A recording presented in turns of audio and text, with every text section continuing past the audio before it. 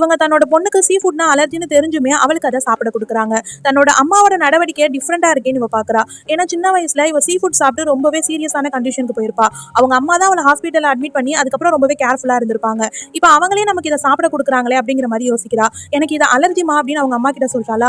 அவங்களும் ஐயோ மறந்துட்டேமா, சரி நீ முட்டை சாப்பிட்றியா அப்படிங்கிற மாதிரி முட்டையை எடுத்து கொடுக்குறாங்க. ஆனா இவ அதை வாங்கிக்கிட்டு நான் ரூம்ல போய் சாப்பிட்றேமா அப்படின்னு சொல்லிட்டு போயிடுறா. ஆனா இவளுக்கு முட்டைனா அலர்ஜி, அது அவங்க அம்மாவுக்கும் தெரியும். ஆனாலும் எடுத்து கொடுக்குறாங்களேன்னு சொல்லி அதை டஸ்ட்பின்ல தூக்கி போட்டாரா. ரூம்ல வந்து ரொம்பவே யோசிச்சுக்கிட்டு இருக்கா. அப்பதான் அவங்க அம்மா வாங்கி கொடுத்த ட்ரெஸ்ஸை பாக்குறா. அது ரொம்பவே மாடர்னா இருக்கு.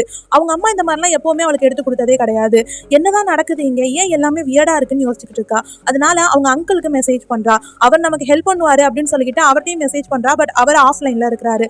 அந்த டைம்ல அவளோட ரூம் கதவு சத்துற சத்தம் கேக்குது. போய் ஓபன் பண்ணி பார்த்தா அவங்க அம்மா பழத்தோட நிக்கிறாங்க. நைட் டைம்ல ஃப்ரூட்ஸ் எல்லாம் சாப்பிடுறியாமா அப்படிங்கிற மாதிரி கேக்குறாங்களா. இல்லம்மா வேணான்னு சொல்றா. ஆனா அதுக்கப்புறம் ஏமா நீங்க ரெட் கலர்ல ட்ரெஸ் போட்டுட்டு வந்து நிக்கிறீங்க அப்படிங்கிற மாதிரி கேக்குறாளா. இல்லம்மா சும்மா ட்ரை பண்ணி பார்த்தேன் அப்படிங்கிற மாதிரி சொல்றாங்க. அதுக்கப்புறம் நான் வாங்கி கொடுத்த ட்ரெஸ் பிடிச்சிருக்கான்னு கேக்குறாங்களா. இல்லம்மா நான் ட்ரை பண்ணிட்டு சொல்றேன் அப்படிங்கிற மாதிரி சொல்றா. ஆனா அதுக்கப்புறம் ரொம்பவே வியர்டா அவங்க நான் கொடுத்த முட்டையெல்லாம் சாப்பிட்டியா நீ அப்படிங்கிற மாதிரி கேக்குறாங்க. இவ சாப்பிட்டேமா அப்படின்னு சொல்றாளா. ஓ அப்போ ஓடெல்லாம் டஸ்ட்பின்ல தானே இருக்குன்னு சொல்லிட்டு அதை போய் பார்க்க போறாங்க. இவளுக்கு ரொம்பவே பயம் வந்துருது. உடனடியா வாமிட் எடுக்கிற மாதிரி போயிட்டு டஸ்ட்பின்ல இருந்த முட்டையை அப்படியே மறைச்சிடுறா. அதுக்கப்புறம் இவங்க அம்மா என்ன ஆச்சுன்னு கேட்கறப்ப இல்லம்மா எனக்கு கொஞ்சம் வயிறு சரியில்லை அப்படின்னு சொல்றாளா. அதனால அவங்க அம்மா அவளுக்காக மாத்திரையெல்லாம் தேடிக்கிட்டு இருக்காங்க. இதெல்லாம் பாக்குற இவளுக்கு இன்னுமே வியர்டா இருக்கு.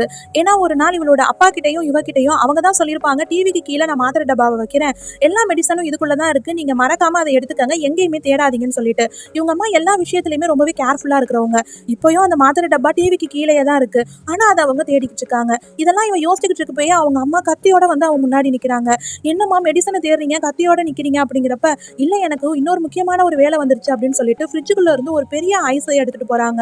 அதை அவங்க எடுத்துட்டு போற தோரணையை பார்த்தாலே இவளுக்கு பக்கு பக்குன்னு இருக்கு. பார்த்தா அதை சதக்கு சதக்குன்னு வெட்டிக்கிட்டு இருக்காங்க. கபோர்ட்ல இருந்து ரத்தம் வேற துளி துளியா வடிஞ்சுக்கிட்டு இருக்கா. இவளுக்கு என்ன நடக்குதுன்னே புரியல. ஆனா அவங்க அந்த ஐஸை வெட்டுறதுல இருந்தே புரியுது என்னமோ இவங்க வெறியா இருக்காங்கன்னு சொல்லிட்டு.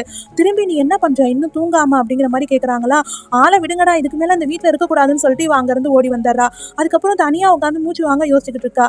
எல்லாமே நம்மளை சுத்தி ரொம்ப வியடா இருக்க மாதிரி இருக்கு, நம்ம தாத்தா வீட்டுக்கு போயிருவோம்னு சொல்லிட்டு அங்க போறாளா. இவ இப்படி ஓடி வந்ததை பார்த்து அவங்க தாத்தாவுக்கே பயம் வந்துருச்சு. ஏமா அப்படி நைட் டைம்ல செருப்பு கூட போடாம ஓடி வந்திருக்க அப்படின்னு கேக்குறாளா. இவளும் மூச்சு வாங்க தாத்தா அப்படின்னு சொல்ல வரா. திரும்பி பார்த்தா அங்கேயும் அவங்க அம்மா உட்காந்துருக்காங்க.